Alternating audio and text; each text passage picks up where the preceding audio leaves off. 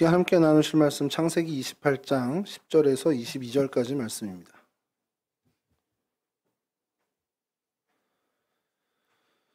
창세기 28장 10절에서 22절까지 말씀 저랑 한 절씩 교독하시겠습니다. 야곱이 브엘세바에서 떠나 하란으로 향하여 가더니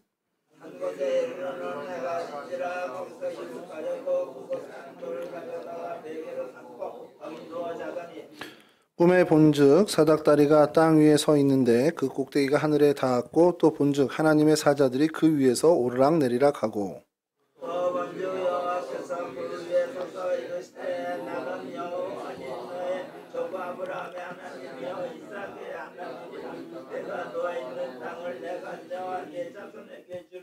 네 자손이 이 땅에 티끌같이 되어 네가 서쪽과 동쪽과 북쪽과 남쪽으로 퍼져나갈지며 땅의 모든 족속이 너와 네 자손으로 말미암아 복을 받으리라. 내가 너와 함께 있어 내가 어디로 가든지 너를 지키며 너를 이끌어 이 땅으로 돌아오게 할지라. 내가 허락한 것은 다 이기까지 너를 떠나지 아니하리라 할지니라. 야곱이 잠이 깨어 이르되 여호와께서 과연 여기에 계시거늘 내가 알지 못하였도다. 이에 두려워하여 이르되 두렵도다. 이것이요 이것은 다름 아닌 하나님의 집이여 이는 하늘의 문이로다 하고 야곱이 아침에 일찍이 일어나 베개로 삼았던 돌을 가져다가 기둥으로 세우고 그 위에 기름을 붓고 그 이름을 베델이라 하였더라. 이 성의 옛 이름을 루스더라. 야곱이 서원하여 이르되 하나님이 나와 함께 계셔서 내가 가는 이 길에서 나를 지키시고 먹을 떡과 입을 옷을 주시어 내가 편안히 아버지 집으로 돌아오게 하시오면 여호와께서 나의 하나님이 되실 것이요 함께 하시죠. 내가 기둥으로 세운 이 돌이 하나님의 집이 될 것이요 하나님께서 내게 주신 모든 것에서 10분의 1을 내가 반드시 하나님께 드리겠나이다 하였더라. 아멘. 예, 오늘 저희가 성경 속 장소와 사건은 베델과 그리고 그곳에서 일어난 사건에 대해서 좀 살펴보려고 합니다. 베델 이렇게 뭐 굉장히 많이 들어보셨을 거예요. 어느 성경학자가 얘기가 예루살렘만큼 성경에서 많이 등장하는 게 베델이라는 얘기를 하는데 제가 정확히 쉬어보지는 않았습니다만 상당히 많이 등장을 합니다. 좀 잠시 뒤에도 성경 속에 베델이 어떻게 기록되어 있는지 좀 저희가 찾아보려고 하는데요. 정확하게 이제 베델이라기보다는 발음은 베트엘입니다. 베트. 그래서 베트가 이제 집이란 뜻이고 엘은 이제 하나님을 의미하는 그 엘인데 베트엘이라고 해서 하나님의 집이라는 그 뜻을 갖고 있고요. 오늘날에는 베이틴이라는 동네로 이제 알려져 있습니다. 그럼 거기에 고고학적인 자료들이 많이 등장을 하고 발견돼서 거의 뭐 정설로 이 예리코죠 지금은 여리고 옆쪽에 있는 이 베이틴 이 마을이 이 지역이 이 베델로 여겨지고 있습니다. 사진 좀 먼저 띄워주시면요. 그곳에 가면 이게 뭐라고 써 있는지 아시겠습니까? 여기 뭐 목사님은 당연히 아시겠지만 신학생 두 분이 계셔가지고 베텔입니다. 저게 우리랑 순서가 바꿔서 읽는 거는 기본적으로 아실 겁니다. 그러니까 우리는 왼쪽에서 오른쪽으로 쓰는데 히브리어는 오른쪽에서부터 왼쪽으로 써가죠. 그래서 베트엘이 써 있고요.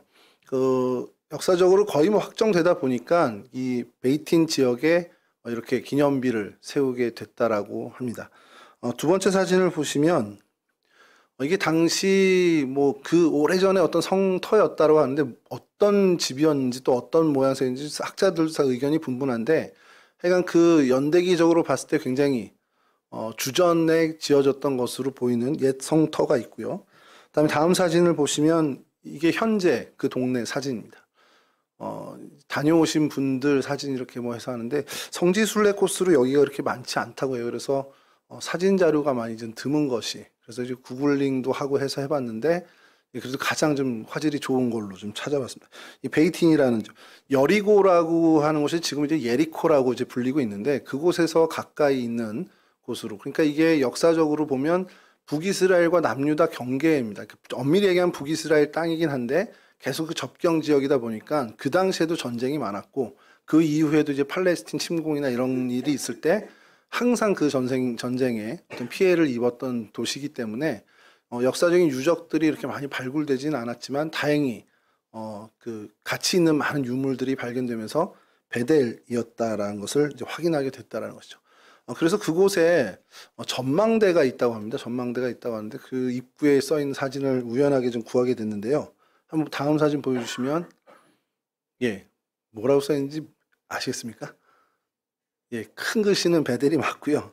멜카츠 모레시트라고 해가지고 이제 모음이 없어서 발음은 좀 어려운데 저 위에가 멜카츠 모레시트 해서 우리 뭐 유장로님하고 우리 세준형님 유심하게 보고 계시는데 예, 맴하고 랩시 써 있고 그다음에 카프 자인 이렇게 돼 있죠. 그렇게 해서 쭉 읽어 나가서 보면 헤리테이지 센터라고 영어로 돼 있는데 저게 도대체 뭘까 이렇게 했는데 뭐 그냥 직역을 하면은 뭐 유산 센터인데 그래서 찾아봤습니다. 찾아봤더니 그냥 사전적으로 하면 뭐 역사 박물관이나 뭐 역사 전시실 정도로 돼 있는데 그렇게 하기보다 그냥 문화 유적지, 문화재 유적지 정도로 해석하는 것이 맞습니다. 무슨 박물관이 있고 이런 게 아니라 말 그대로 이렇게 조망할 수 있는 베이틴 시내를 다 조망할 수 있는 그곳이라고 해서 그러니까 역사적인 그 문화 유적지의 장소다라는 정도로 근데 이제 곳곳마다 이렇게 이런 것들이 있다고 해요. 그러니까 이곳이 베델이라는 것을 계속해서 강조하는 이 베델이요. 이제 계속 좀 살펴보긴 할 텐데 성경에 참 많이 등장하는데 등장하는 내용들을 여러분 좀 한 12~13가지 정도 좀 살펴볼 텐데 여러분 좀 의아심이 생길 수도 있습니다. 이 이름이 베델이면 어마어마한 이름 아닙니까? 하나님의 집입니다. 그러면 다 선하고 아름답고 긍정적이어야 되는데 그렇지 못한 예가 참 많이 등장하는 게 성경 안에 있는 베델이라는 이름을 살펴보면서 저도 좀 드는 의아심이었습니다. 먼저 성경에 베델이 등장하는 제일 첫 번째는 아브라함 시절입니다. 그래서 창세기 12장 8절인데요. 요건 좀 띄워주시면 좀 읽어드리겠습니다. 거기서 베델 동쪽 산으로 옮겨 장막을 치니 서쪽은 베델이요 동쪽은 아이라. 그가 그곳에서 여호와께 제단을 쌓고 여호와의 이름을 부르더니. 예, 처음 베델이 등장하는 게 베델 그 장소는 아니지만 이 베델이 등장하는 이 문구는 베델과 아이 사이에서 아브라함이 처음으로 하나님께 제단을 쌓고 예배를 드리는 그 일에 등장을 합니다. 이때 이름이 베델은 아니었어요. 이 아브라함 시절의 이름은 베델이 아닙니다. 분명히 아니고 아마 루스로 불렸겠죠. 이전에 이름이 루스였으니까. 이 성경이 기록된 당시에 야곱 이후 시절이다 보니까 야곱 때부터 그곳을 베델이라고 불렀고 그래서 사람들은 거기를 베델이라고 부릅니다. 그런데 당시 아브라함 시절에는 분명히 베델이란 이름이 없었죠. 야곱 사건, 오늘 본문 저희가 읽은 야곱의 이 베델 사건이 있은 후에야 거기가 베델이란 이름이 지칭이 됐으니까 성경이 그 이후에 쓰여졌고 그래서 베델이란 이름이 등장을 하게 됩니다. 여하튼 이 베델이란 이름이 이렇게 아브라함 시절 처음 제단을 쌓고 하나님의 이름을 부른 하나님께 예배를 드린 그 일에 등장을 하고요. 두 번째로 등장하는 것이 오늘 본문입니다. 야곱이 형 에서를 피해서 하란 땅으로 도망하다가 이제 하나님의 집이라고 여기는 그 환상을 보면서 단을 쌓은 곳으로 돼 있고요. 그 다음에 이제 이게 세 번째다 네 번째다 하기 어려운 이제 순서들은 좀 엇갈리지만 여호수아 시절에도 이게 등장을 하는데 창세기에서 마찬가지로 아이라는 성의 서쪽에 있는 도시로 언급이 되고요. 또 루스라는 이름과 함께 등장하고 여리고 근처의 도시다라는 것, 여리고 근처에 있다라는 것이 또 이제 등장을 합니다. 여호수아 7장과 8장 12장에 계속 이렇게 등장을 하고 16장에 가서는 요셉 자손이 이제 땅을 이렇게 분배받을 때 여리고에서부터 베델까지 이어지는 뭐 그 땅으로 해서 언급이 됩니다. 그러니까 뭐 그렇게 중요한 것은 아니지만 그렇게 등장을 하고요. 그다음에 사사기 시절에 가면 사사기 4장 5절에요. 한번 띄워주시면 사사기 4장 5절 그는 에브라임 산지 라마와 베델 사이 드보라의 종려나무 아래에 거주하였고 이스라엘 자손은 그에게 나아가 재판을 받았더라. 드보라의 거주지 인근이었고 그곳에서 어떤 일이 있었냐? 이스라엘 백성들을 재판하는 일들이 그곳에 있었다라는 겁니다. 사사기 5장 또 사사기에 또 등장하는 중요한 사건 중에 하나는 사사기 20장에 베냐민 지파와 이스라엘 전체 자손과의 전쟁이 일어납니다. 그때에 이스라엘 전체 자손이 하나님께 올라가서 이제 묻죠. 하나님 우리가 이제 베냐민과 싸우면 저희 손에 붙이시겠습니까? 이제 그 기도를 하러 올라가는데 그때 하나님께서 이제 붙여주겠다 이렇게 하시죠. 근데 왜 베델에 가서 기도를 했냐? 사사기 20장 27절인데요. 이스라엘 자손이 여호와께 물으니라. 그때에는 하나님의 언약궤가 거기 있고. 그러면서 그 뒤에는 이제 뭐 띄워주진 않겠지만 아론의 손자인 엘레아살의 아들 비느하스가 거기서 그 언약궤를 모시고 있었습니다. 그래서 이스라엘 자손이 하나님께 나가서 우리 형제 베냐민과 싸웁니까 맙니까 이렇게 물었다라는 것이 거기에 하나님의 언약궤가 있었다는 거죠. 이게 저 예전부터 이렇게 좀 사사기를 보면서 좀 의아했던 부분 중에 하나가 이 베델이란 이름 때문에 그런지 왜 언약궤가 여기로 왔을까라는 생각을, 그 가나안 입성을 하고 나서 언약궤를 왜 이 베델에 뒀을까라는 그 생각을 좀 해본 적이 있습니다. 당연히 하나님의 집이라는 이름 때문일 수도 있겠다 싶었고 이렇게 하는데, 아까도 말씀드렸지만 이 지정학적으로 남유다와 북이스라엘의 중간점, 예루살렘은 사실 남쪽으로 쳐져 있고요. 그러다 보니까 이 어떤 땅 전체의 중심에 이렇게 두기 위해서 그런 것이 아닐까라는 생각을 해보게 됐어요.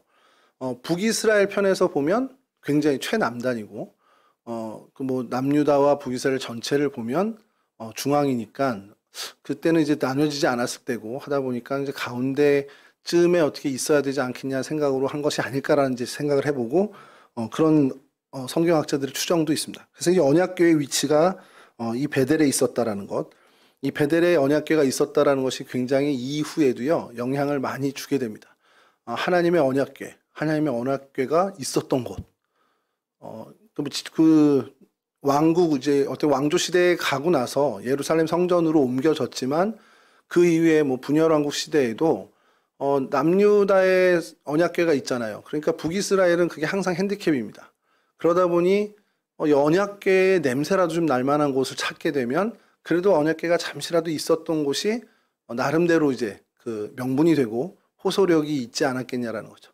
자, 그래서 그 이후에 여로보암 시절에, 이거 좀 이따 다시 한번 말씀드리겠지만 여로보암 시절에 북이스라엘 민족들이 하나님을 예배하러 예루살렘으로 가게 되고 그러다가 마음을 뺏길까봐 노심초사하게 된 여로보암이 거기까지 갈 필요 없다, 하나님께 제사 드릴 곳이 여기 있다 해서 단과 베델에 금송아지를 세우는 사건이 벌어집니다. 그래서 거기서 충분히 우리 하나님을 예배할 수 있다라고 해서 금송아지를 가지고, 물론 출발은 금송아지를 타고 계신 여호와 하나님이었지만 이제 그것이 나중에 우상화가 돼서 북이스라엘 전체가 우상에 굉장히 노출되는 사건들을 이어지게 되죠. 자, 그때 왜 단에다 세웠을까? 그리고 또 왜 베델에다 세웠을까? 단은 말 그대로 북쪽 제일 끝이다 보니까 단에 세우고, 또 베델은 아까도 말씀드린 것처럼 여호와의 궤가 머물던 곳이었습니다. 그 사사 시절에, 그러니까 여호수아 시절에 머물다 본 것이니까 당연히 거기가 지목되지 않았을까라는 생각을 해보게 되는 거죠. 자, 그래서 성경에 또 등장하는 것은요, 이제 사무엘 때, 사무엘상 7장 16절인데요. 해마다 베델과 길갈과 미스바로 순회하여 그 모든 곳에서 이스라엘을 다스렸고, 이 다스리다가 이제 재판하다라는 이제 용어인데, 그러니까 사무엘이 순회 재판을 하던 곳 중에 하나가 이 베델이었다라고 또 기록이 되어 있습니다. 사무엘상 10장 3절에는요, 이제 사무엘이 사울에게 하나님을 위해 예배하러 가는 그곳을 이제 베델이라고 이제 지칭해 주기도 하고요. 또 사울 시대에 와서는 블레셋과 전쟁하는 동안에 그 군대를 집결시키는 군사 집결지로도 이 베델이 사용되어진 것이 사무엘상 13장 2절에 기록되고 있습니다. 자, 이제 말씀드린 것처럼 아까 왕국 분열 후에 여로보암이 이곳에 금송아지를 세워서 이제 우상숭배의 온상으로 바꿔버린 것이 이제 열왕기상 12장 28절에서 29절인데요. 이건 좀 읽어드리겠습니다. 열왕기상 12장 28절에서 29절 말씀. 이에 계획하고 두 송아지를 만들고 무리에게 말하기를 너희가 다시는 예루살렘에 올라갈 것이 없도다. 이스라엘아, 이는 너희를 애굽 땅에서 인도하여 올린 너희의 신들이라 하고 하나는 베델에 두고 하나는 단에 둔지라. 왜 금송아지였을까요, 여러분? 두 금송아지. 그리고 얘기를 하죠. 너희를 애굽 땅에서 인도해 내신 너희의 신들이다. 아론의 금송아지 사건과 그대로 연결되는 겁니다. 이게 저도 어릴 때 이제 금송아지라는 것이 왜 뜬금없이 송아지가 나오나 했는데, 역사학자들이 이제 이야기하는 것은, 그리고 성경학자들이 이야기하는 것은 아론도 그렇고 이 여로보암도 그렇고 그냥 송아지를 만들고 이 송아지를 섬기자라고 했던 것은 아니라는 겁니다. 하나님이 눈에 보이지 않다 보니까 하나님이 좌정하시는 그 자리를 당시 어떻게 보면 하나님께 드리는 송아지를 예물을 드리니까 소를 예물로 드리니까 송아지를 만들고 그 위에 좌정하신다라는 것으로 시작을 한 거죠. 근데 우리가 우리 스스로를 너무 잘 알지만 인간은 보이는 것에 약하잖아요. 그러니까 보이지 않는 하나님이 그 안에 계시다는 건 이제 잊어버리고 눈에 보이는 금송아지를 섬기게 되는 것, 그런 어떻게 보면 처음에 의도와는 완전히 변질되게 되는 것이 이스라엘 백성들의 모습이었죠. 그것이 사실은 물꼬를 틔워준 겁니다. 이 아론의 금송아지 사건으로 인해서 보이는 것에 어떻게 보면은 보이는 신을 섬기는 그것을 물꼬를 터주면서 이제 가나안 땅에 들어가서 바알과 아세라 그 목상을 보면서 저게 신이구나라는 생각을 하게 된다는 거죠. 왜냐하면 그 이전까지 이 금송아지 사건, 아론의 금송아지 사건 이전까지 이스라엘 백성에게 보이는 신은 어떻게 보면 피라미드, 이집트의 바로밖에 없었어요. 그러니까 그건 우상이라는 걸 완전히 모세가 섬기는 그 하나님이 완전히 물리친 걸 봤단 말입니다. 그리고 10가지 재앙이 다 이집트에서 섬기는 신들이었단 말이죠. 그러니까 그 재앙들을 보면서 겪으면서 그보다 뛰어난 하나님이라는 존재를 인식했는데 그 안 보이는 신이시거든요. 근데 어느 날 갑자기 그분을 보이는 신으로 전락시킨 거라는 거죠. 그러다 보니까 이제 여로보암 시절에 와서도 DNA라고 해야 되나요? 그것이 본 적도 목격한 시대도 아닌데도 불구하고 똑같은 일을 반복해서 벌리게 된다라는 사실입니다. 여러분이 죄의 어떤 유전성이 이렇게 무섭다라는 것을 좀 다시 한번 보게 되는데 보이는 것에 현혹되기에 약하기 때문에 보이는 것에 집착하지 않는 그런 부분들 좀 생각을 해야 되지 않나라는 생각을 좀 해보게 됩니다. 자, 그리고 또 베델이 성경에 등장하는 곳은 엘리야 시절에 이곳에 선지학교가 있었다라는 사실을 열왕기하에서 이야기합니다. 열왕기하 2장 3절인데요. 베델에 있는 선지자의 제자들이 엘리사에게로 나와 이렇게 쭉 이어집니다. 그래서 베델에 있는 선지자의 제자들이 이렇게 이제 이야기를 하죠. 이제 엘리야가 승천하고 그다음에 선지 동산의 선지자 학교를 다니는 학생들이 엘리야를 찾으러 막 돌아다녀요. 성경에 보면 그렇게 합니다. 그러니까 무슨 이렇게 빨리 올라가가지고 어디에 떨어졌을 거라고 생각하는 거죠. 그때 선지자 생도들은. 근데 엘리사는 이제 그게 아니다라는 것을 이야기하죠. 자, 근데 이 베델에 있었던 이 사건이 선지 생도들이 거기 있었다, 선지자 학교가 거기 있었다만 이야기하는 것이 아니라 또 이 엘리사 시절에 비극적인 일이 벌어집니다. 이건 읽지는 않겠는데요. 얘기로 말씀드리면 아시겠지만 엘리사가 약간 이렇게 앞머리가 없었는 모양이에요. 그랬더니 아이들이 나와가지고 대머리에 올라가라, 대머리에 올라가라 이렇게 놀렸다는 거죠. 어떻게 됐습니까? 암곰 2마리가 나와서 42명을 찢어 죽이는 일이 벌어집니다. 이 얘기 했다가 이 본문을 예전에 제가 부흥사 목사님한테 들었는데 그분이 앞머리가 살짝 없었는데 조심하라고 막 그러시더라고요. 그래서 그렇구나. 근데 이제 그 얘기는 아니고 사실은 모르겠습니다. 이거는 나중에 우리가 엘리사라든지 다음 할 때 또 설명하겠지만 그런 차원의 이야기는 아닌데 어쨌든 비극적인 일이 벌어졌던 장소로 또 베델이 등장을 합니다. 자, 그러면서 예레미야에 가서 예레미야는 좀 더 한 걸음 나가서 이 베델을 이렇게 얘기합니다. 예레미야 48장 13절인데요. 이스라엘 집이 베델을 의뢰함으로 수치를 당한 것 같이 모압이 그못으로 말미암아 수치를 당하리로다. 그러니까 모압이 우상 숭배하는 그못의 신으로 말미암아 수치를 당할까 멸망할 거라는 거예요. 근데 그게 마치 어떠냐면 이스라엘이 베델을 의지했던 것과 비슷하다는 얘기입니다.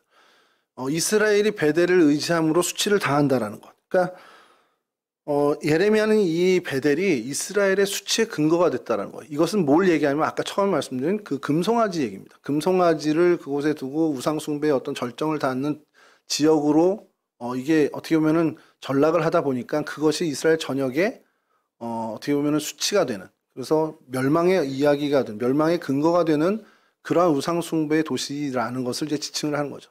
그러니까 이 베델이 하나님 앞에 우상숭배하는, 하나님을 저버린, 하나님을 배신한 어떤 그런 대명사처럼 쓰이게 된 것이 예레미야 시절이라는 겁니다.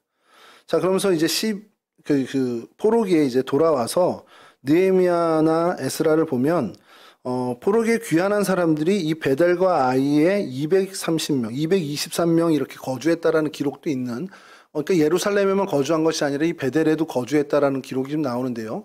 이건 좀 다른 의미에서 좀 의미가 있는 거고, 그리고 이제 아까 에레미야에서처럼 아모스와 호세아 선지자에 와서 이 베델에 대해서 이렇게 이야기합니다. 아모스 5장 5절입니다.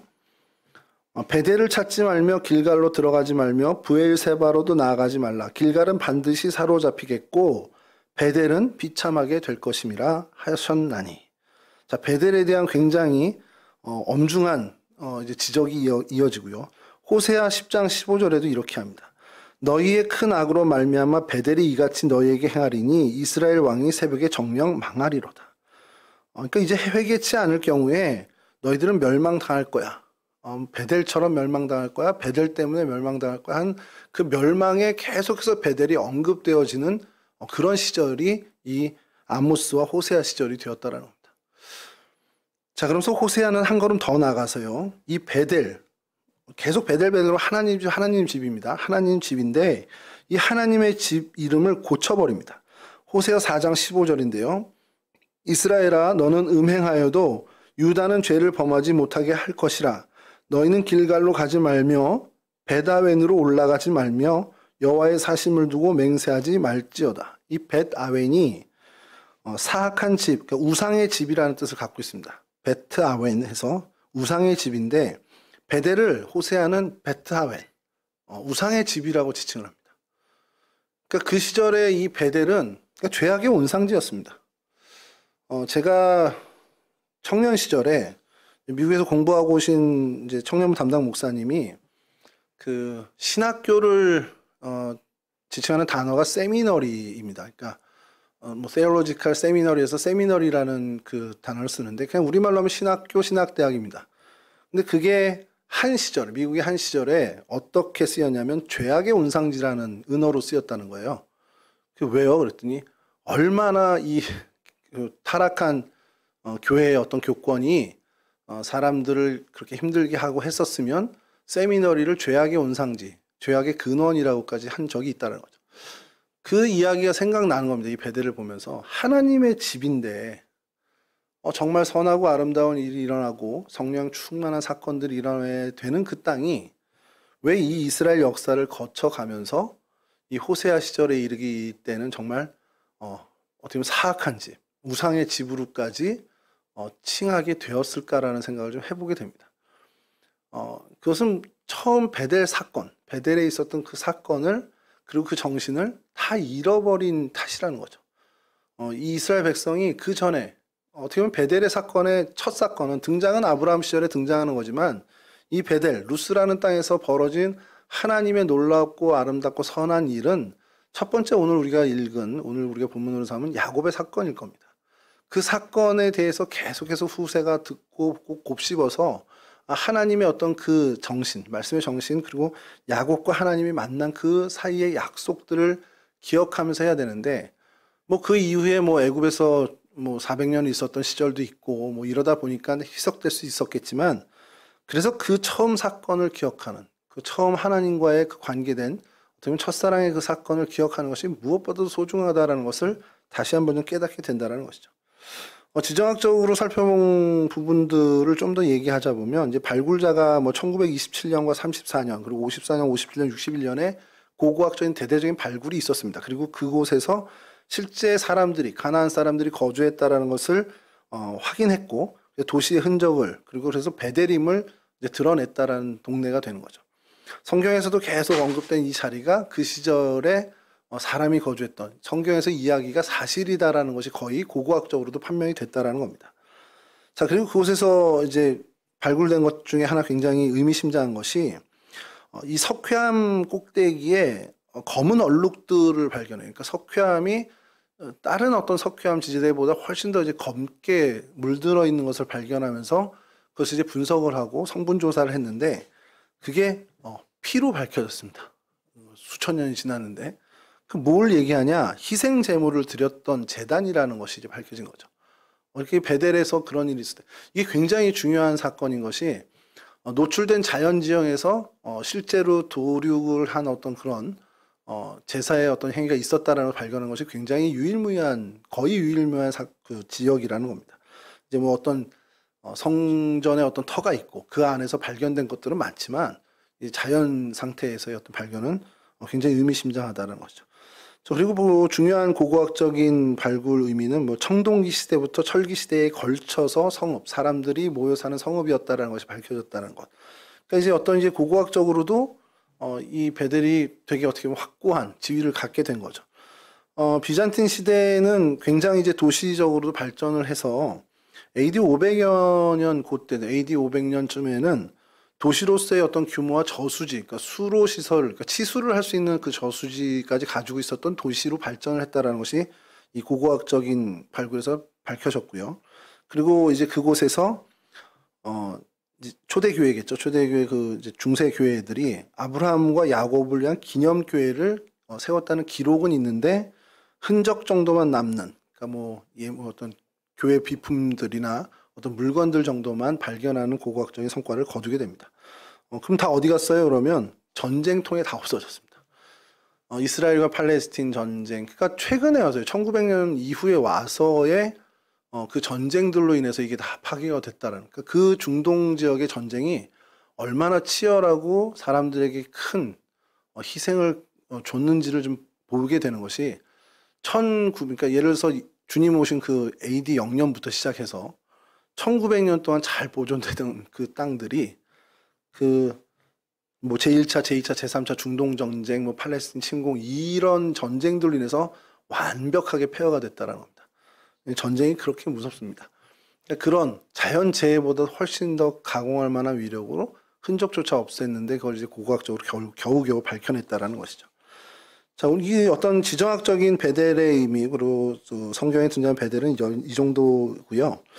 그래서 처음에 아까 말씀드린 것처럼 베델이 그 이름부터가 굉장히 거룩한 이름인데 어떻게 이렇게 됐을까? 그 원인은 이 첫 사건의 어떤 의미를 다 잊었기 때문이라는 겁니다. 야곱이 하나님을 만난 그 자리, 그리고 다시 하나님께로 올라가서 다시 한번 제단을 쌓는 그 이야기들을 저희가 오늘 살펴보면서 정말 잊지 말아야 할, 어떻게 보면 나에게 있어서도 잊지 말아야 할 무언가 신앙의 사건들이나 신앙의 요소들을 좀 다시 한번 기억하는 좀 계기가 됐으면 좋겠습니다. 오늘 좀 그래서 살펴볼 본문의 이야기는 이 베델에서 일어난 많은 일들 중에 뭐 금송아지 사건도 좀 다뤄보고 싶고 했는데 무엇보다도 이제 야곱의 베델 사건을 좀 살펴보려고 합니다. 성경 속 인물 이야기할 때 야곱을 저희가 한번 다룰 때 이야기를 좀 한 적이 있는데 그때는 이제 뭐 야곱의 전체적인 인생을 하느라고 좀 약간은 좀 지나쳐간 요 베델 사건에 대해서 이야기를 말씀드리면 성경을 읽다 보면은 호감 가는 인물도 있고 별로 좀 닮지 않은 인물도 있습니다. 야곱에 대해서 성도들에게 물어보면 닮고 싶은 사람보다는 닮고 싶지 않은 사람으로 많이 기울여지는 게 사실이에요. 차라리 그 아들 요셉이 더 닮을 만한 사람이지 야곱이 좀 닮을 만한 사람은 아닌 것이 그의 인생을 너무 성경에서 너무 낱낱이 얘기해서 그런 것 아닐까라는 생각이 듭니다. 개인적으로도 좀 그래요. 개인적으로도 야곱에 대해서는 별로 이렇게 호감이 안 가는데 신학 공부를 계속 하면 할수록 또 성경을 읽으면 읽을수록 부인할 수 없는 것이 생겨납니다. 야곱이나 나나 똑같구나라는 그 뒤에서 살펴보겠지만 너무 왔다 갔다 하는 그런 마음들. 뭐 실제로 행동까지는 아니어도 우리의 마음이 하루에도 수십 번씩 왔다 갔다 하거든요. 그리고 계속해서 다른 생각을 할 때가 있습니다. 그런 모습들을 보면서 내가 야곱이구나 이런 생각을 좀 하게 됩니다. 자, 야곱에 대해서 뭐 우리 잘 알겠지만 이 사전적인 이름의 그 뜻은 발꿈치를 잡는 자. 그러니까 이거는 그냥 우리말로 하면 그냥 발목 잡는 사람입니다. 그러니까 발목 거는 놈, 발목 잡는 놈 이런 의미로 생각하시면 돼요. 그러니까 이게 굉장히 좋지는 않은 거죠. 뭔가 사람들에게 걸림돌이 되고 방해가 되는 인물이라는 것입니다. 우리가 살다 보면 그런 사람 있잖아요. 꼭 브레이크 거는 사람이 있고, 꼭 뭔가를 이제 도와주는 사람이 있고 하는데, 꼭 무슨 일을 할 때 꼭 뭔가 제어를 시키고, 뭔가 어떻게 보면은 브레이크를 잡는 사람들이 있습니다. 그런 이미지의 사람이라는 거고, 그의 인생이 사실 또 그랬다라는 겁니다. 창세기 47장 9절에 보면 야곱이 스스로를 이렇게 얘기합니다. 창세기 47장 9절인데요. 좀 띄워주시면, 예. 야곱이 바로에게 아뢰되 내 나그네 길의 세월이 130년이니이다. 내 나이가 얼마 못 되니 우리 조상의 나그네 길의 연주에 미치지 못하나 짧고 험악한 세월을 보내었나이다 하고. 그러니까 스스로의 이야기, 스스로의 인생의 이야기를 할 때 험악한 세월을 보냈다라고 스스로도 얘기를 합니다. 근데 우리도 알고 있지만 그 야곱의 인생이 정말 순탄하게 간 것이 없고요. 정말 험악한 인생이라고 이야기할 정도로 우여곡절이 많았습니다. 쌍둥이로 태어나서 이제 동생으로 태어나서 형과 계속 비교되는 삶을 살게 되고 또 어머니의 사랑을 좀 받는 듯 했지만 아버지에게 계속해서 어떻게 보면은 경원당하는 모습으로 살게 되죠. 그래도 그 안에 아버지 어머니를 통해서 하나님에 대한 존재를 좀 알았던지 하나님이 주신 복에 대한 열망은 좀 있었던 모양이에요. 그래서 형을 속이고 아버지를 속이고 그 축복권, 장자권 그리고 축복권을 얻어냅니다. 근데 이게 참 마냥 좋은 것이 아닌 게 그로 인해서 이게 생명의 위협을 받게 되죠. 형 에서가 분노하게 되고 아버지 이삭이 죽는 대로 넌 죽었다 이렇게 그 각오를 하다 보니까 엄마가 그것을 눈치채고 이대로 뒀다간 형제 안에 굉장히 큰 비극이 일어날 것이라 생각하죠. 그래서 아버지에게 이삭에게 얘기해서 어떻게 보면 혼인을 위해서 신부를 찾으러 고향 땅으로 보내겠다 해서 하란 땅으로 떠나게 됩니다. 홀로 어머니 품 속에서 소위 마마보이로 커오던 이 야곱이 혼자 첫 노숙을 하게 돼요. 그것이 오늘 이 베델이라는 루스라는 땅이었습니다. 홀로 사막을 가로지르면서 밤을 맞았을 때 마마보이로 커갖고 들판에서 한 번도 뭐 이런 야생 생활을 해본 적이 없는 이 야곱이 얼마나 큰 두려움 또 외로움을 가졌을지는 저희가 짐작할 수 있는 부분이죠. 자, 그때 그가 인생에서 첫 위기를 맞이하게 된 겁니다. 이제까지 경험해 보지 못한 그 위태함, 그 불안한 마음, 그것을 이제 갖게 됐죠. 자, 그때 잠을 자고 있을 때 하나님이 그에게 나타나 줍니다. 사실은 저는 그런 생각을 해요. 그때 하나님이 나타난 게 아니라 그제서야 야곱이 하나님을 바라본 거죠. 하나님은 늘 같이 계셨고 항상 함께 있었는데 야곱이 편안할 때는 전혀 뭐 신경 안 쓰다가 뒤도 안 돌아보다가 이제 위기를 맞고 힘들어지고 그러다 보니 하나님 쪽으로 시선을 향하게 됐고 그제서야 하나님을 발견하게 된 것이라고 저희는 보면 됩니다. 자, 그래서 거기서 하나님을 깨닫게 됩니다. 하나님의 존재를 이미 알고는 있었지만 이제 내가 나의 하나님을 이제 경험하게 되는 시간을 갖게 되죠. 그리고 거기서 기가 막힌 정말 하나님과의 멋진 약속. 야곱의 인생에 통틀어서 사실은 이것만큼 어떻게 보면 좀 멋진 일이 없다라고 생각할 정도로 하나님과의 정말 너무 놀라운 계약을, 약속을 하게 되죠. 하나님 나로 하여금 잘 지내게, 그리고 정말 잘 그곳에 가서 지내다가 먹을 것 입을 것 하나님이 지켜주시는 보호하심으로 다시 내가 아버지 집으로 정말 무난하게 돌아오게 된다면 하나님 내가 이렇게 하나님을 섬기겠습니다. 그러면서 약속한 것이 첫 번째가 하나님이 나의 하나님이 될 겁니다. 이게 얼마나 놀라운 일입니다. 그리고 내가 지금 잠자다 깨서 세운 이 기둥이 하나님의 집이 될 것입니다. 그리고 내게 주신 모든 소득의 10분의 1을 하나님께 드리겠습니다. 명실상부한 하나님의 백성이 되겠다는 선언이고 약속이었습니다. 나 하나님 사람 할게요 라는 겁니다. 그런 멋진 약속을 하게 되죠. 그래서인지 모르지만 굉장히 그의 발걸음은 아마 힘차졌지 않았을까. 그 이후에 그런 두려움과 어떤 외로움에서부터 좀 벗어나서 그 여정을 잘 갔으리라는 생각이 듭니다. 근데 그것으로 이제 참 드라마가 아름답게 마무리되면 좋은데 외삼촌 라반의 집에 가서 계속해서 별 우여곡절을 다 겪게 되죠. 결혼을 속여서 14년간 무임으로 노동을 하게 될 뿐만 아니라 이제 어떤 그 재산을 형성하는 과정에서 계속해서 좀 어려움을 겪게 되기도 하고 그런 일들이 있지만 뭐 계속해서 임금을 변제당하는 일이 생기는데도 그럼에도 불구하고 하나님이 그로 하여금 계속해서 복을 주셔서 이제 큰 재산을 쌓게 됩니다. 뭐 일예로요. 제가 이게 되게 재밌게 읽었던 본문인데 외삼촌의 양과 염소 중에서 내 것과 외삼촌 걸 구분하는데 아롱진 것, 점 있는 것, 검은 것. 그러니까 하얗지 않은 건 다 절 주고 하얀 염소와 양은 외삼촌 걸로 하절하고 이렇게 하게 됩니다. 이게 내 과학적인 근거가 있는지 모르겠지만 그래서 그리고 나서는 버드나무, 살구나무, 신풍나무 가지를 벗겨서 흰무늬를 낸대요. 그리고 염소들이 물가로 나와서 물을 먹을 때 그 앞에 놔두는데 튼튼한 양과 염소가 오면 내려놓는데 좀 약해 보이는 양과 염소가 오면 그 가지를 치워놓는다는 겁니다.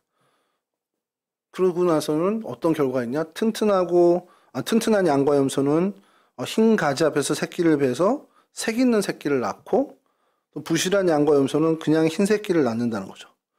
아무런 과학적인 근거가 없는 것 같은데 이게 또 하나님이 또 이렇게 보여주신 거란 말이에요. 검은 검은 양이 타지 않았느냐 이러면서 하나님이 꿈에서 얘기를 해준단 말이에요. 이게 도대체 뭔가 근데 어쨌든 간 하나님이 그에게 이루어 주신 일이라는 것이 중요하죠. 그러니까 이게 무슨 과학적인 근거가 있고 어느 분은 그런 얘기예요. 이 야곱이 유전학적으로 좀 공부를 한 지식이 있었어. 뭐 이런 얘기를 하시는데 저는 그 동의하기는 어렵고 이 모든 것이 어쨌든 하나님이 허락하신 부를 축적했다라는 것. 그러니까 하나님이 주신 귀한 어떤 그 재물들을 모으게 됐다라는 것이죠. 그리고 그 재물이 이제 어느 정도 과하다 보니 이 라반과 같이 지낼 수가 없는 지경이 된 겁니다. 그래서 라반이 떠나가라고 했는데 그쯤에 또 하나님께서 꿈에 나타나셔서 야곱으로 하여금 아버지 집으로 돌아가라고 명령을 하시죠. 자, 어쨌든 많은 뭐 시련도 있고 우여곡절도 있고 뭐 정말 편하지 않은 그렇게 좀 맘 편하게 지내는 상황은 아니었어도 이제 돌아가는 상황이 됐는데 그럼 걱정이 생기잖아요. 돌아가려니까 그래 내가 이만큼 재산을 잃었어 이제 아버지한테 금유한양 해야지도 좋지만 마음에 걸리는 게 있습니다. 뭐가 있었을까요? 에서가 그 마음에 계속 걸리겠죠. 자, 가까이 가면 갈수록 그 마음이 떠나지 않는 겁니다. 야곱이 그 외삼촌 라반의 집에서 지냈던 많은 일들 뭐 우여곡절이 있었지만 그것도 견딜만한 일들이니까 그냥 그건 지낸 일인데 이제 아버지 집으로 다가가면 다가갈수록 형을 만날 일이 계속해서 마음에 부담이 옵니다. 자, 여기서 야곱은 또 편법을 쓰죠. 생각을 또 합니다. 간격을 두고 자신의 떼를 몇 대로 나눠요. 그리고 먼저 심부름꾼을 보내서 에서에게 동향을 살펴보니 300명 뭐 군사를 데리고 온다는 거예요. 400명의 군사가 이제 야곱을 맞이하러 오는 건지 죽이러 오는 건지 오고 있다는 겁니다. 자, 재산을 때로 나눠서 여러 때로 나눠서 앞서 보내고 여기가 뭐 죽임을 당하면 도망가자 이런 생각이었겠죠. 여러 때로 나누고 마지막에 자기가 사랑하는 라헬과 그 가족과 자신이 마지막 때인데 거기서도 또 강을 건너면서 먼저 보내고 자신이 혼자 났습니다. 그러니까 혼자라도 살겠다라는 생각을 하는 거죠. 이게 야곱의 진짜 모습이에요. 자, 그런 비겁하고 비루하고 한 이런 야곱의 모습을 적나라하게 이 야복강가에서 보여줍니다. 이게 인생의 어떻게 보면 두 번째 큰 위기를 맞이하게 된 거죠. 자, 위기에서 항상 야곱은 본연의 모습을 보여줍니다. 참 정직한 사람이에요. 어떻게 보면 아주 이기적이고 아주 어떤 편법에 익숙한 자신의 모습을 보여주죠. 근데 그때 또 하나님을 만납니다.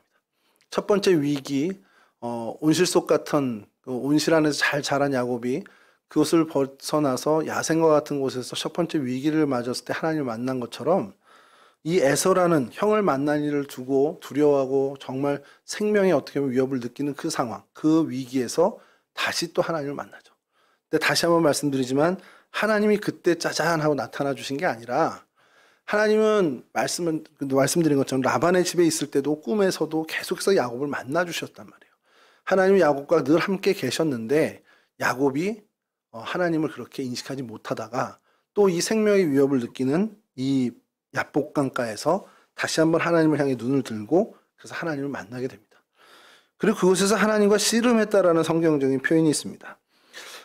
이 표현이요. 우리나라 표현과 굉장히 비슷한 것이 정말 삿발을 잡고 씨름했다라는 또 씨름이라고 표현하지만 이스라엘의 표현도 그렇고 우리나라의 표현도 그렇고 이 씨름하다가 무언가 골머리를 잡고 정말 밤새도록 정말 애쓰는 그것이 우리 씨름한다고 하잖아요.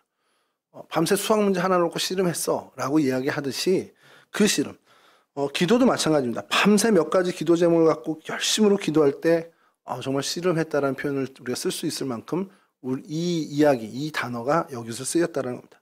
그러니까 밤새 하나님을 붙잡고 기도했다라고 봐도 무방하다는 표현이라는 거죠. 그래서 야곱이 밤새 하나님의 사람과 하나님과 계속해서 씨름하며 붙잡고 매달립니다. 그리고 그 결과 그의 이름이 이스라엘로 바뀌게 되죠. 환도뼈를 치게 되고 절름발이가 되게 되었지만 그래도 그는 하나님이 이름을 바꿔주신 어떻게 보면 새로운 인생이 되게 되었습니다. 자, 그리고 그로 인해서 에서를 만나고 에서의 눈에 정말 긍휼이 임하게 되고 그래서 얼싸는 형제의 상봉이 이루어지게 되죠. 자, 이 이후에 세겜 땅으로 가죠. 형 있는 동네까지는 못 가고 그래서 세겜에 머물게 됩니다. 그래도 좀 불안했나 봐요. 거기까지는 못 가고 그냥 세겜에 정착해서 그곳에서 이제 제단을 쌓고 하나님께 예배를 드립니다. 엘렐로헤 이스라엘이라고 해서 하나님, 이스라엘의 하나님이라 이름을 놓고 이제 거기서 정착할 마음으로 이제 지내게 됩니다. 자, 근데 이제 세 번째 위기가 다가오는데, 뭐 이건 간략하게 설명드리면 딸 디나가 하몰의 아들에게 추행을 당하고 그로 인해서 레위와 시므온이 그 세겜 땅 하몰의 족속을 완전히 멸절해 버립니다. 이제 할례를 핑계로 해서 멸절을 시키죠. 근데 이거를 들은 야곱이 너희들이 나를 결국 죽게 하는구나라는 표현을 하면서 굉장히 이제 개탄하고 분노하고 굉장히 힘들어해요. 저도 이게 처음에는 언뜻 이해가 안 됐습니다. 뭐가 문제지? 이렇게 했는데 가만히 좀 여러분 생각해 보세요. 이 세겜 땅에 이 세겜 하몰 족속 말고 여러 족속이 있어요.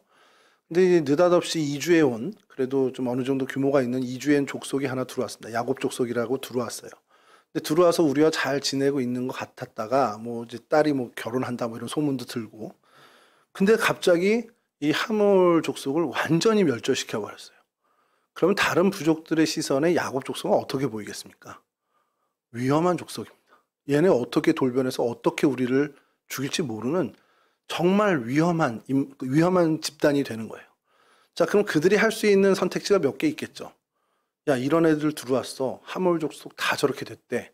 그럼 그들이 함께 힘을 합쳐서 야곱 족속을 몰살해야죠. 쫓아내는 게 아니라 그냥 다 멸절시켜야죠. 그게 아주 어떻게 보면 순리입니다. 자, 야곱은 그걸 안 거예요. 야곱은 그걸 알고 그래서 두려움에 떨게 됩니다. 아, 이젠 진짜 죽었구나. 이제 진짜 이 인근의 족속들이 다 힘을 합쳐서 우리를 쳐서 죽이려고 하겠구나라는 것을 완전히 직감한 겁니다. 자, 그때 그가 하나님을 또 만납니다. 창세기 35장 1절에서 7절인데 이건 좀 읽어드리겠습니다. 창세기 35장 1절에서 7절 하나님이 야곱에게 이르시되 일어나 베델로 올라가서 거기 거주하며 내가 내 형 에서의 낯을 피하여 도망하던 때에 내게 나타났던 하나님께 거기서 제단을 쌓으라 하신지라. 야곱이 이에 자기 집과 사람과 자기와 함께한 모든 자에게 이르되 너희 중에 있는 이방 신상들을 버리고 자신을 정결하게 하고 너희들의 의복을 바꾸어 입으라. 우리가 일어나 베델로 올라가자. 내 환난 날에 내게 응답하시며 내가 가는 길에서 나와 함께 하신 하나님께 내가 거기서 제단을 쌓으려 하노라 하매 그들이 자기 손에 있는 모든 이방 신상들과 자기 귀에 있는 귀고리들을 야곱에게 주는지라. 야곱이 그것들을 세겜 근처 상수리 나무 아래에 묻고 그들은 떠났으나 하나님이 그 사면 고울로 크게 두려워하게 하셨으므로 야곱의 아들들을 추격하는 자가 없었더라. 야곱과 그와 함께한 모든 사람이 가나안 땅 루스 곧 베델에 이르고 그가 거기서 제단을 쌓고 그곳을 엘베델이라 불렀으니 이는 그의 형의 낯을 피할 때에 하나님이 거기서 그에게 나타나셨음이더라. 여러분 이제 마지막으로 그의 인생 마지막 위기가 닥쳤습니다.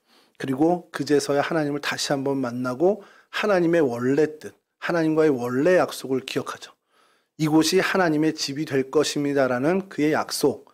하나님이 나의 하나님이 될 것입니다. 그건 뭐 이루어진 약속이겠죠. 그리고 뭐 소득의 10분의 1은 뭐 드렸는지는 기록은 안 나와 있지만 뭐 드렸을 가능성이 더 크고요. 그러나 그의 두 번째 약속, 이곳이 하나님의 집이 될 것입니다라는 약속은 여지껏 이행되지 못하고 있었던 약속입니다. 이제 그 약속을 이행하러 온 가족이 베델로 올라가게 됩니다. 말씀을 마칠게요. 여러분 이 위기 때마다 말씀하시는 하나님으로 우리는 보지만 사실 그렇지 않다라는 것을 저희가 좀 다시 한번 봐야 됩니다. 하나님 늘 가까이 계셨고 늘 말씀하고 계시지만 우리가 깨닫지 못한다라는 거예요. 우리의 귀를 닫고 있는 거죠. 왜냐하면 이 세상 게 더 중요하고 지금 이게 더 우리에게 결정적인 일이기 때문에 그런데 어려워지면 그 귀를 다시 한번 하나님께 열고 우리 시선을 하나님께로 간단 말입니다. 그때 이제 하나님을 보게 되는 거죠. 그러니까 우리가 오해하지 말아야 되는 거는 디나의 사건을 하나님이 벌어지게 해서 야곱으로 회유케 하려는 게 아니라 그들의 어떤 우둔함으로 인해서 벌어진 위기 속에서 그들이 결국 그제서야 하나님을 바라보게 된다는 그 앞뒤를 바꿔 생각해야 한다는 겁니다. 하나님은 계속 말씀하시고 하나님 그러지 마 그렇게 살면 안 돼 계속 너 돌아와 하는데도 그걸 귀닫고 살다가 실수하고 그제서야 하나님을 향하는 그런 모습이 우리 가운데 있고 야곱에게 있었던 그 모습이 우리에게 고스란히 있다는 것을 우리가 좀 깨달아야 한다는 겁니다. 자, 그리고 하나님과의 약속을 쉽게 생각하는 모습을 우리가 야곱에서 발견하는데 야곱이 세겜에 자리 잡고 제단을 쌓고 엘헬로에 이스라엘이라는 단을 쌓는 걸 보면서 제가 무슨 생각을 했냐면 야곱이 하나님과의 약속을 새카맣게 잊은 게 아니에요. 아, 하나님의 집이 돼야 되는데 그게 있습니다. 그 부담감이 있는데 요 정도로 그냥 퉁치면 되겠지? 이런 생각을 하는 거예요. 하나님 내가 베델까지는 안 가고 그냥 세겜 땅에서 내려서 잘 짓고 좋은 하나님 내가 예배할 수 있는 제단 잘 쌓을게요. 이것으로 어느 정도 가늠할 수 있겠지라는 생각한 겁니다. 근데 이게 우리의 마음하고 비슷해요. 하나님과 약속한 것을 하나님과 약속 그대로 지키려기보다는 상황과 형편에 따라 하나님 요 정도로 그냥 하시죠. 이런 게 우리가 너무 많다라는 겁니다. 그 부분을 발견하는 거예요. 이게 여러분 야곱을 보면서 막 짜증나는 게 제 모습을 보니까 어떻게 나랑 이렇게 똑같니? 이렇게 되는 거예요. 하나님과의 약속이 있다면 우리 하나님과의 약속을 쉽게 생각하지 않아야 된다는 거예요. 하나님 나 새벽기도 해야죠. 약속한 그날까지 하겠습니다. 해야죠.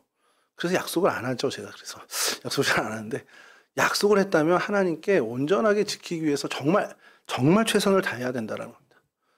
그게 하나님이 우리를 향한 하나님이 그거 지켰다 안 지켰다 그게 중요한 게 아니고요. 그 우리의 자세를 보신다라는 겁니다. 자, 그리고 중요한 것은요. 이 야곱이 약속한 거잖아요. 이 세 가지를. 야곱의 약속에서 끝난 게 아니라 온 가족의 약속이 됐다라는 겁니다. 여러분 저는 이게 우리 동성애 식구들이 다 받으셨으면 좋겠는 축복인 거예요.